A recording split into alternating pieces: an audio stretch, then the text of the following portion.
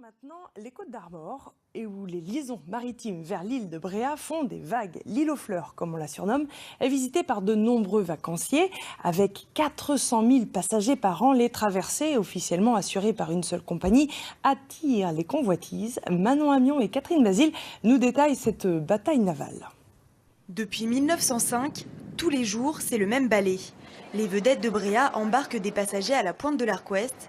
10 minutes plus tard, elle les dépose sur l'île aux fleurs. 113 ans de monopole, une situation qui pourrait bien changer.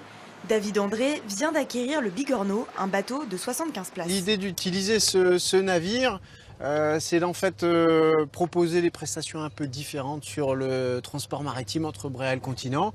Et en l'occurrence, les traversées un peu plus tardives pour permettre aux gens d'avoir une amplitude horaire un peu plus importante. Après avoir effectué quelques rotations sans autorisation, le Bréhatin a obtenu une réunion exceptionnelle au conseil départemental. Le but, trouver un accord sans empiéter sur le marché des vedettes de Bréhat qui assure une mission de service public. Il y a déjà d'autres activités, d'autres acteurs qui travaillent autour de Bréhat. Je suis certain qu'il y a de la place pour tout le monde dans des activités qui doivent être complémentaires. Le but n'est pas d'essayer de prendre la place des autres au soleil, mais au contraire de créer plus de soleil.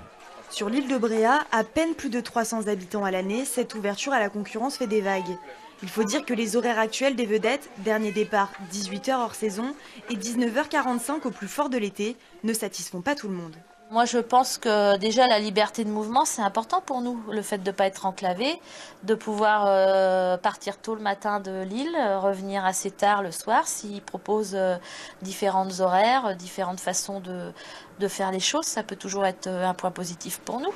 Avec ces traversées supplémentaires, certains commerçants s'imaginent même embaucher plus de saisonniers. Si je suis amené à ouvrir 3 heures de plus, plutôt que de prendre un salarié à mi-temps, j'en prendrai un à temps complet. Voilà. Donc ça peut aussi avoir un attrait économique sur l'île. Pour l'heure, le dossier de la société de David André a été déposé auprès du département. Ce dernier s'est engagé à donner une réponse dans les plus brefs délais.